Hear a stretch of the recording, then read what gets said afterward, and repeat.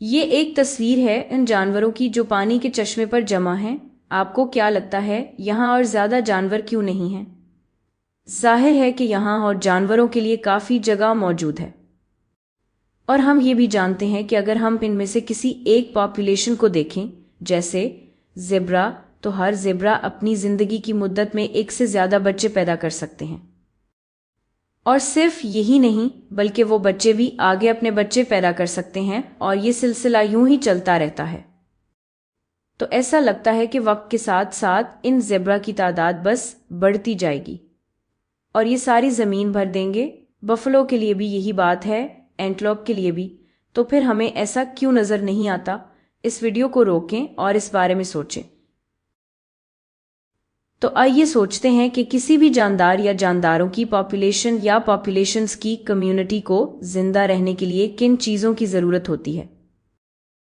زیادہ تر جانور جو زمین کی سطح پر رہتے ہیں، جیسے یہ جانور، انہیں ہوا کی ضرورت ہوتی ہے، خاص طور پر آکسیجن کی۔ پودوں کو ہوا سے کاربن ڈائی آکسائیڈ چاہیے ہوتی ہے۔ انہیں پانی کی ضرورت ہوتی ہے۔ انہیں توانائی کے ماخذ کی ضرورت ہوتی ہے، جس سے میں کھانا کہوں گی، یا یہاں توانائی بھی کہہ سکتی ہوں، کیونکہ یہ ہمیشہ کھانے کی شکل میں نہیں ہوتی جیسا کہ ہم پہچانتے ہیں۔ اور اگر ہم بالکل بنیادی بات کریں تو انہیں جگہ چاہیے ہوتی ہے جہاں وہ رہ سکیں۔ اب جیسا کہ میں نے بتایا، یہاں جانوروں کے لیے کافی جگہ نظر آ رہی ہے، تو ایسا نہیں لگتا کہ یہ وہ ریسورس ہے جو ان کی گروتھ کو روک رہا ہے۔ تو اس امکان کو ہم یہاں سے نکال دیتے ہیں۔ اب یہ بھی واضح ہے کہ یہاں کافی زیادہ ہوا موجود ہے، ان پاپولیشنز کے بڑھنے کے لیے کافی سے بھی زیادہ ہوا ہے۔ تو ایسا نہیں لگتا کہ یہ کوئی ایسا وسیلہ ہے جو کسی طرح ان جانداروں کی تعداد پر حد لگا رہا ہو۔ یہ لمیٹڈ ریسورس یا لمیٹنگ ریسورس نہیں لگتا۔ اب پانی کے بارے میں کیا خیال ہے؟ پانی یہاں انٹرسٹنگ لگ رہا ہے کیونکہ یہ پانی کا چشمہ زیادہ گہرا نہیں لگتا۔ ایسا نہیں لگتا کہ یہاں زیادہ پانی موجود ہے، تو یہ وہ ریسورس ہو سکتا ہے جسے ہم لمیٹڈ ریسورس کہیں گے جو پاپولیشن کو لمٹ کر رہا ہے۔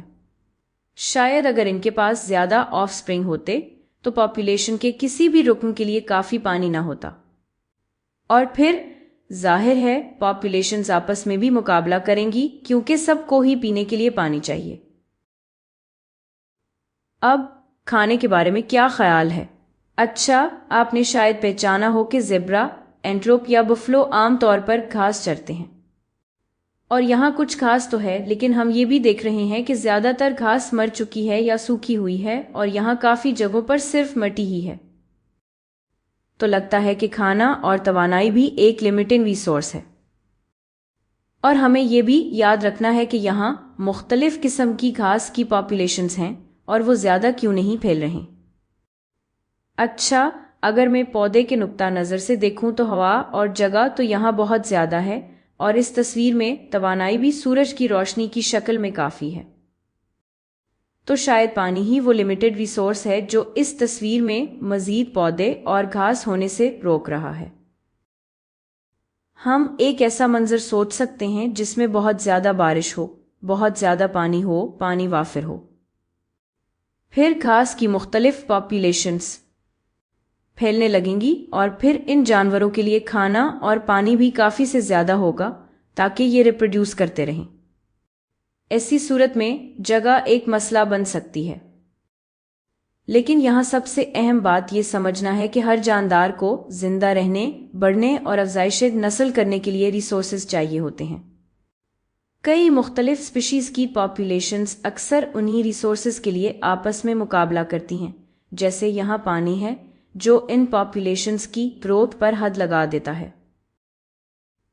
اور ایک پاپولیشن پر حد لگنا دوسری پاپولیشن کو بھی متاثر کر سکتا ہے، جیسا کہ ہم نے کہا، اگر زیادہ پانی ہو تو زیادہ گھاس ہو سکتی ہے، جس سے ان دوسری پاپولیشنز کے لیے زیادہ کھانا اور توانائی مل سکتی ہے۔